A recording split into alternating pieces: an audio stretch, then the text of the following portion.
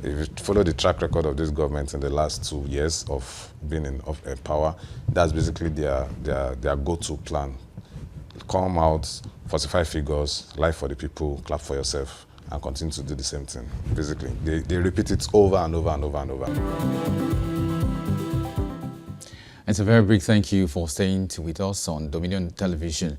And this is the edition and the segment of the program called Newspaper Headlines and Analysis, where we bring you stories of breaking, developing across the news platforms, of course, in the country. And sometimes, if time permits, we check some other stories still making the rounds across the globe. But today, we'll start with the Nation newspaper. And the Nation speaks to the nation for some reason. And this reason is that the first story on the Nation newspaper that is quite, they say they put it on their head is, of course, Natasha is everywhere. But, the interest rate is also of interest to the Nation newspaper this morning. How cuts in interest rate will stimulate economy, and that's coming by experts. Because yesterday, we also said in the news just now that CBN has slashed the rate, interest rate to 27%, about 50 basis points right there. 14 major banks are fully recapitalized according to another release in that particular conversation. How cuts in interest rate will stimulate economy, and that's coming by experts. We'll see many of those stories still breaking today, and we'll lay tabs on them. Now, Trump, Lula, Erdogan in fireworks at UNGA Day 1, also on the Nation newspaper. National Assembly sits right on the top corner on the left-hand side, as you can see on your screen. National Assembly unseals Senator Natasha's office. That's the big story. I won't apologize. That's another story. So one story to another story, one from the National Assembly, another from Natasha. We get all of those conversations in the course of this analysis today. Meanwhile, other stories are still breaking and making the rounds on the front page. Ibadan had glow for ladder's installation. We brought you that, and we are still keeping tabs on that as it develops right here in the city of Ibadan, the Red Roof City. Of course, our news team is out everywhere to check and bring you up to speed with everything that is breaking in terms of the Olubadan enthronement, the coronation ceremony, all of that you can expect on this very dial, Dominion Television. Now, moving on to some other stories before we get into the analysis. The Guardian newspaper is calling for attention, and this time around, what's on the Guardian newspaper is quite fascinating. It's about world leaders. Wider cracks in world order amid warning on aid courts, unions future. There's been that story. Remember the US aid court and all of those courts. Now there seems to be a progression at the United Nations, General Assembly at 80, conversations revolving around the statehood of Palestinian, and of course Donald Trump speaking yesterday. We'll get all of those conversations in the course of today's edition of our broadcast on Dominion Television this morning. Concerns in Lagos APC as 4 elected female officials die in 2 months. A shocking story, but not a good one. Tinubu raises 20.4 billion naira for National Library at birthday anniversary. And that's talking about the First Lady, Oluremi Tinubu. That's what she did. We also brought you that. If you have been following our stories, we tracked that story and we brought it to you just today. Benue IDPs vowed to occupy FCT until normalcy returns. That's also talking about the Middle Belt, talking Benue, talking Abuja, all of that in the news today. Moving on from that, Pengesan Nopeng warned federal government against selling JV stakes. That's also a big story, something that we should talk about, and we try to do a bit of justice to that. Defamation case adjourned as Senate Natasha reached on common truths. Page 3. What then is the reason for this truth? Maybe we know, maybe we won't, but one thing is sure, time will tell. Moving on from the Guardian newspaper, Vanguard newspaper wants to vanguard some stories, and particularly about banks. 14 banks fully meet new capital requirement. That's coming from the CBN. Olayemi Cardoso said this just yesterday, and it's also making the rounds, as you can see. 14 banks fully meet new capital requirement on Vanguard newspaper. As you can see on your screen, the story is up for grabs and up for talks this morning. Davido becomes Grammy voting member for 2026 awards. A good one for him.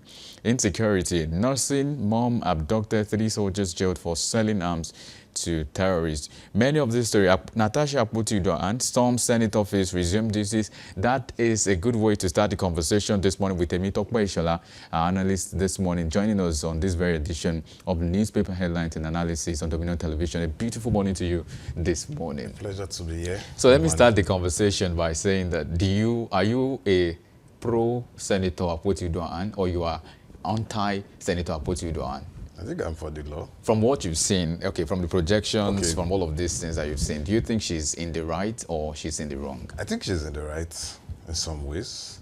It was alarming the way the House kind of tried to muffle her voice down. And I think that's where I began to pay interest in it. Ordinarily, I would have just been concerned that, okay, perhaps they just have internal wranglings. But the effort with which the House went to ensuring that her voice was not heard indicates that there's some truth to what, or whatever accusation she had leveled against the sitting president, the sitting Senate president. So and at that point, I think I was basically with her in terms of, let me say my sympathies were with her. But I still believe that all that has been portrayed in the media may not be 100% right, but at least to a reasonable extent, based on how powers that be tried to suppress her, how they didn't allow her to even be able to speak, how they went against court orders and the like. So I think I'm more in tune with her or sympathizing with her. Let's build this surface a little bit now to say, moving on, October 7 is expected to be the next plenary sitting. Do you think she's going to be there? And if she's there, will her privileges be restored? I think the first process, which was them, as our office being unsealed, is a signal that yes, the Senate, the National Assembly is coming to terms with the fact that she has to return to resume her duties. So yeah, at the early stages, I don't expect that they would give her all of her rights immediately. But the first step, which is being in our office, is a good pointer that things are gradually coming back to normal, because let's not forget, when the court order was given, that she stormed the National Assembly with supporters and the like, she was barred from even entering in the first place. Yeah. So, and it's not her that even went to unseal her office. The Assembly did that. So I believe that it's a gradual process. By the next sitting, I expect she will be recognized as a senator, but I don't think she may be given speaking rights. She may not be allowed. That's exactly the next conversation. I want to ask you, so moving on from now, do you think she's still going to have the way she's been bringing, a lot of, maybe she belongs to many committees, right? Yeah. So one of the committees I think she was heading, or she's not, maybe the vice in a sense. So do you think her voice is still going to stand in those committees that she belongs to? Yeah, if it's for the committees, yes, because they are less televised and more rigorous interactions going in between in terms of oversight function. So there's that leeway for her to, there's that leeway for her to make her presence felt in those committees. But at the National Assembly, in the main plenary, I believe that this government, and when I use the word government, I'm implying the leadership of the Senate are very petty. And it's already clear with the way they've handled all of this. So I suspect that they won't allow her to speak. So maybe over time, with the way they now perceive her, if they realize that, okay, maybe she's calmer and the likes, they may now be interested. But with statement like, I won't apologize and the likes, puts them on their toes again to say, okay, this one is here to cause problem. So it's going to be an interesting timeline to see what will happen. Already, like I said earlier, a few weeks back, I knew she was going to complete that punishment, regardless of whatever the court says, and it has played out. All right, so that makes a lot of sense. But let's make it sensible again to say that, we've all seen these projections, we've all seen where this is going in a sense, and we are hopeful that everything bounces back to normal as we're expecting. But again, you want to say that she said she's not going to apologize. Do you think this is also a thing that might affect her going forward? I think it's about integrity. It's about your voice. And she has every right to feel aggrieved. She has every right to But the committee found her guilty. She said she's not going to apologize. So why it is a very interesting scenario is because, like I said earlier, every single actions up until date indicates that there's vested interest from the leadership to cover the Senate president. So it's only normal. And let's look at it. When she had this issue, how many senators came out to speak for her? Either from her own party or from the ruling party, or even from the opposition. Basically none. Even the females in the House kept quiet. So they made her look like a pariah just out there. So it's very understandable for her to feel like, I am right on what I've said. You guys are trying to keep me down. You guys are trying to shut me up. So an apology is a form of admission of guilt on her part. So if she feels that she's not guilty of the charges being leveled against her, if she feels that her right to be heard was not entertained, she has every right to say she's not apologizing. Because even the House, the Senate President, has not shown remorse. So she shouldn't show remorse. And besides, let's not forget, whatever punishment that has been meted out to her, she has gone through it. Perhaps maybe along the line of the suspension, there were conversations that brought her back midway. An apology might suffice in some way, but she has gone through the punishment. The court orders have been disobeyed, so she has every right to stand. Okay. I probably will do the same. On the very last note here, let's talk about the allegations she leveled against the Senate President, Godswill Akpabio. All of those harassment and all of those allegations, you know. Do you think this is going to be swept under the carpet, or should we expect something? And what does it mean to the rest of the women representations we have across leadership in Nigeria? It has been swept under the carpet already. In Senate climes, the Senate President ought to have stepped aside for an independent, proper investigation to be taken concerning that allegation, and nothing was done. It basically presided over our disciplinary actions and the likes. In just recent, that's last week, a prime minister, a parliamentary minister in the United Kingdom was accused of assaulting an honorable, so a pressman. And it popped up in the news, and the guy resigned within 24 hours so that investigation can go on. So Nigeria, we don't have that. And that's basically what we are seeing and what we've continued to see. So the allegations, it makes it hard now to prove whether the allegations was even right or wrong, because the manner at which it was attended to raised question marks. I know, yes, there's that place of the accuser has to at least show reasonable doubt, without reasonable doubt that the accusations are right. But I also believe that in the context of how this has been made, the Senate President also had a duty to also make himself not look larger than the law or bigger than life with regards to that. And for female representation, it also raised a lot of eyebrows. It raised a lot of concerns for female representation in Nigeria. We have less than 30% women in politics, and they go through a lot of ridiculous demands in the political system. I am a bit in it. You see female candidates being told to come and sleep with certain bigwigs in the party so that they can have leeway into getting tickets, which is very stupid.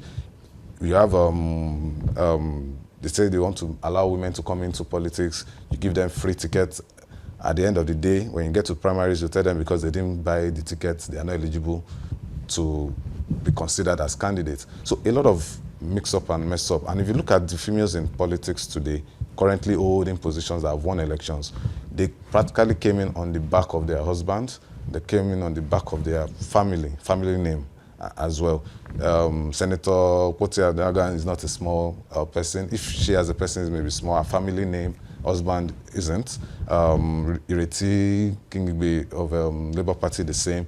And many other names, Danjuma, you just name them. Their husbands, their father, family name is behind them. An average young lady that aspires for political positions will not find it that easy to find their way into politics. So I believe that, and I hope that this incident sheds more light on the discrepancies and the lack of level playing field for women in Nigeria, and played out basically in this issue between her and because if the women in the Senate kept quiet, basically. Even the little statement they made was as if they were even accusing her or attacking her as well, whereas that shouldn't have been. But I believe that this sheds more light, and hopefully that over time, it would encourage more persons to speak out and might also cause us as a nation to look deeper into our political system and make it fair for everyone that is interested to lead. Now, let's come back home to our very own Ibadan, or to, should we say, your state in general. Ladoja's coronation, Ladoja's enthronement has been one in a long time. You know, it's like a different case of many cases. Yeah. To say that a lot of people have come, if you check Twitter, I mean, Olubadan was trending, and people were asking questions, okay, so what's this? Or why is this any special than the ones we've had? So we've seen a lot of things outlined for, you know, a lot of media presence, a lot of media, you know, dissemination, information dissemination, how they were about to go about all the coronation rite and all of that. They planned it, and then it was given out to the press to say, this is what we want to do. We look out for your support. But, you know, a lot of persons also, Ooni was in Ibadan just recently. Quite a number of persons, top personalities have also come to Ibadan because of the Olubadan. And some have said it's because Ladoja was once a political presence, a political, bigwig in the country. So they said that could have been the reason the Olubadan titleship or coronation has been trending. That has given it a bit of prominence, But moving forward, let's talk about how this would mean, or what exactly this would mean for an average person in Ibadan or in your state. From the prospect, from the experience, from the projections, and a lot of things we've seen with Ladoja. He's quite experienced in the politics. He's a leader. He's been a leader for a long, long time, and he's seen a lot of things. So it's a bit different. We've not had so many governors becoming leaders in this traditional sect, but we're having this, and it seems like it's a good one. But should we bank on this to say Ibadan is going to become a better place or a greater hub for maybe economic activities, because we now have another Olubadan that is well experienced, well exposed, and should we say, moving on, Ibadan is going to be reckoned with? I think it's a very different scenario. And why do I use that word? Just like you've rightly outlined, the personality of Chief Ladoja is basically what is driving the buzz for the coronation itself. I think the title itself is just one of many, in terms of the traditional position, it's just one of many traditional titles in the country that most persons don't pay real attention to. And just to take a detour, the sitting president is regarded as Jagaban, which is a title from Bogu, I think, Jagaban of Bogu. An average person and many other persons have held that title over the years, and it's meant nothing. But he, as a person, his personality elevated that title. So I see that happening with the incoming Olubadan. Yes. That the personality, the influence he has politically and the likes has enhanced it. And largely that's because he was also a former governor. So all the accolades, titles, and the likes that former governors get, he has every of that, coupled with now the title of the Olubadan. So you see a lot of persons that he has helped in the time past, a lot of people that he has developed, raised politically, all coming to me. I think I saw a statement by him also saying that even the president will be coming down for his inauguration, which I don't even think the president came down for the Alaafin coronation and the likes. He came into the country, and there are rumors that that's one of the reasons why the trip was also cut short, the foreign trip that the president was cut short. So they are friends, they are political guys over the years. So I feel that's all that is playing in. So to your question of whether all of this brings development to Ibadan, I think it will be interesting to watch. I, for one, that role, I've not really seen those that have held that title before really do so much that you can track and say, oh, we got this done, we measure this development as a result of the leadership of this title, this traditional ruler. I don't think we've really seen that in recent years. It has become more of a ceremonial role where we just come, pay homage, and it doesn't translate to much, basically. And it's now going to be, as I said, it's going to be an interesting watch to see, because already as a governor, he's credited to have done well. He has some legacy that the teachers love him, the civil servants like him. If you don't do well, they would not like you. So it's going to, I want to see, and the interesting thing again, that it's not a political role in terms of an elective role where you can say, I promise to do this, I will do this, I will build road, I will do this. No. So one cannot also fault or measure them when they're in office. But I want to believe that if he's coming in with his wealth of experience, he should be able to look in and say, okay, you know what, I can help facilitate certain stuff for the people. At this time, he's no longer responsible for the whole state. He's responsible for Ibadan as a whole. So, and it would be nice to see if, with all of the influence he has, all of the contacts he has, all of the respect he has, to bring all of that and pour it into just Ibadan city. If all of that can be done, truly, definitely, we should see development. We should see more influx of investments coming as a result of his presence in the city.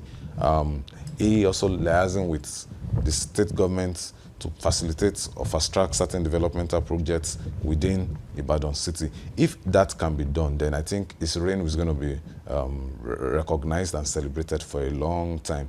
But if all they do is just to sit back indoor, no one would fault him, and by the way, and we'll just celebrate his reign. But I believe there should be something more impactful with all of this awareness, with all of this push to get a coronation done at the magnitude at which they are going all out. I expect the city to be shut down for his coronation. So, but I hope and I trust that that will translate to better development in the state, because in the chain of command or in the chain of governance in Nigeria, every time people blame the president, every time people blame the senators, blame the governors. But there are a lot of other institutions attached that if they function well, you will not even remember that there is a governor and the likes. And one of such is also the traditional rulers, basically. You have the House of Reps that are closer, you have the House of Assembly that are closer, you have the councillors that are closer, and in the area of the traditional system, you have the baales and the likes that are closer. If everyone is functioning in their own space, taking responsibility for their own immediate domain, would not be worried about whether the president or the governor is around. And I hope with his influence, we can get that done for Ibadan. Okay, so we'll take a knee-jerk story. Knee-jerk because it's, by the way, but it's also important. So the Nation newspaper, very quickly, 3 soldiers get life jail for selling arms to terrorists. 3 soldiers get life jail for selling arms to terrorists. And this exactly is what we have on page 31 of the Nation newspaper. It's just, I want you to speak to the issue. There's been allegations. A lot of people have said, there's a saying in Yoruba, I don't know how best to put it in English, that the insect that is eating vegetable is inside vegetable in a sense. So, you know, some have said that the reason for the collapse in the security architecture of the Nigerian state is because there are insects eating that particular sect. What do you make of this? Speaking to this issue that, of course, this is just one out of many, because we know maybe a lot of people are expecting this to be many more persons to be apprehended and you know, taken and booked and all of that. So it seems like 3 soldiers getting life jails. If you get this story, because I went through it a bit and I saw that it wasn't just soldiers, there were other police officers as well, and some other people too, trying to help the terrorists to, you know, foster and do whatever they want to do in every part of the nation. So what do you make? I want to speak to this issue very quickly. It's a symptom of a larger issue in Nigeria. I've had interest with the military for a while and paid attention, budgets and the likes.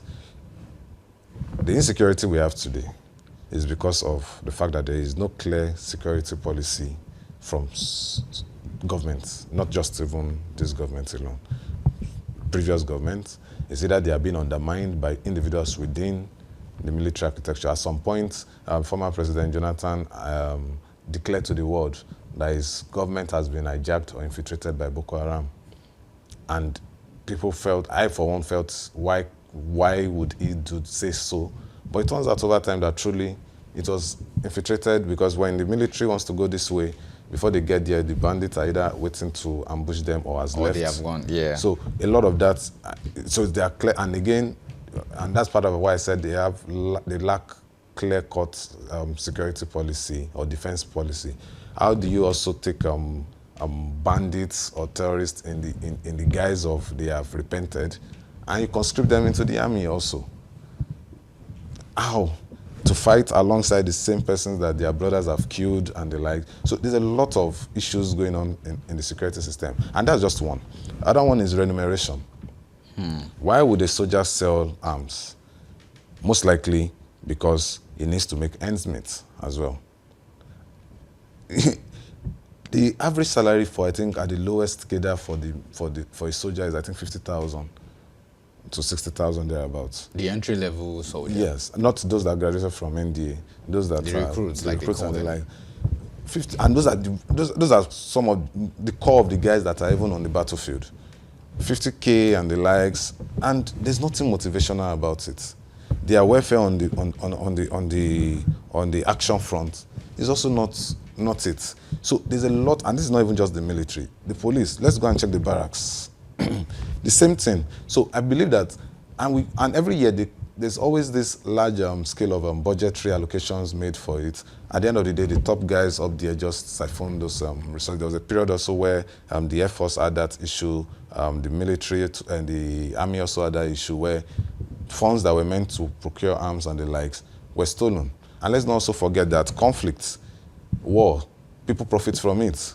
So there are some elements and personalities out there that want all of this insecurity to continue, and they are even the ones fostering it, because every year you continue to shell out money for defense, and they will continue to pocket it. So if everywhere is at peace, there's no basis to ask for billions of dollars and nairas for them to buy arms and the likes. So there's a lot of discrepancies at that place, and I feel that government has paid a lot of lip services to securing the country.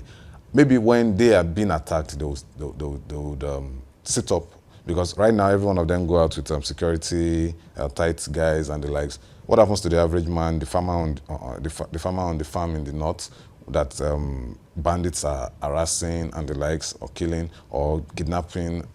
Like, there's a lot that if the government is really serious and sits through and says, okay, you know what, I want to end insecurity today, or in 1 week, in 2 weeks, Nigeria has the ability to do so. We've gone to other countries on peacekeeping missions, and we've done perfectly well in those places, restored order. Why is it hard? And just to add again, beyond just even the arms and the likes, what is our border policy? At the last time I checked, which was roughly maybe 6 months thereabout, Nigeria has over 1,000 to 1,600 plus porous borders that are not manned, that people come in and out daily, no check, nothing whatsoever. What effort have they even made in that regard in the first place to even say, you know what, let's keep our borders closed in these areas. Let's now start working internally. None of that has been done. Our relationship with our surrounding neighbors, Niger and the likes, is hostile. There's no collaboration in those places. So it's just so. Why I brought all of that up is to let you know that it's not just about sales of arms. There's a lot of issues that needs to be addressed, either almost simultaneously or prioritized. And for now, I've not seen the government do any of that. They're just playing to the gallery. All right. So there's been the issue of borrowing in recent times. We've seen that in the news, where they said that the federal government is borrowing, and then the National Assembly said they gave a backing to that for any nation to really grow, you need to borrow. And it's not just about borrowing, it's borrowing for the right reasons, but not borrowing to spend, borrowing to invest and all of that, which, of course, they came out to say to be a thing. Now, there's another report on Daily Sun newspaper that I would like us to speak to very quickly, is that, why borrowing continues despite Nigeria's 411% revenue growth. But there's also that conversation that the federal government has come out to say that we are really trying, we are doing our best in terms of the revenue generation, in terms of economics, in terms of fiscal policies and all of the monetary policies in the country. And this seems like a way to go for them. Now, they're still borrowing. So if you add that to say, we are making a lot, we are getting better, and then the other conversation is now, but we need to borrow. It sounds contradictory. So what do you make of the federal government's claim of doing well, even as they are borrowing? Like I would always say, they lied to us. They falsify figures. So I think that's something we shouldn't even be micing words about. If you follow the track record of this government in the last 2 years of being in power, that's basically their go-to plan. Come out, falsify figures, lie for the people, clap for yourself, and continue to do the same thing. Basically, they repeat it over and over and over and over. So now this is it. When you say you have increased your revenue by 400%, to a reasonable extent, some things should be visible that the country can see in terms of where that resources is being channeled into. Have we even seen that in the first place? Subsidy has been removed. Tax has been introduced. The new tax model or whatever that they are working on introduced. Every single thing indicates they just keep collecting from the people. The Calabar road that they said they wanted to fix, they just did maybe 10 kilometers or 20 kilometers, which is not even up to 10% of the distance, and they are clapping for themselves. So a lot of things from that end that the government has shown that they cannot be relied upon when it comes to figures. So the real truth is the area of the borrowing, which means they don't have money. That's just the main truth. The other part of with increased revenue and the likes is just to clap for themselves, to say, oh, yes, we're doing something, have something to believe in us for, which I won't say they've not generated revenue at all. But at the scale at which they have communicated it, I think there are 40 figures in that numbers. Then also on the area of borrowing, there is no problem with borrowing. Every country in the world borrows, as long as you can borrow for as long as you can borrow for developmental projects. This government hasn't shown that they can be relied upon in it. So every opinion I've made or position I'm taking on this particular question is premised on the antecedent of the government towards borrowing and its use of borrowed funds. For now, I don't see anything that gives me this belief in them that they can be relied upon. Perhaps maybe the next time they borrow, they do well, good. But for now, I don't think they'll do so. All right. Thank you so very much, Ishola Temitope, for joining us this morning. Thank you so much. And thank you for staying tuned. Of course, coming up next is the big story where we unpack something quite important, regionalism. And the question is, a path to progress or a recipe for more division? We get to know if that is the case after now. Join us again with the big story coming up next.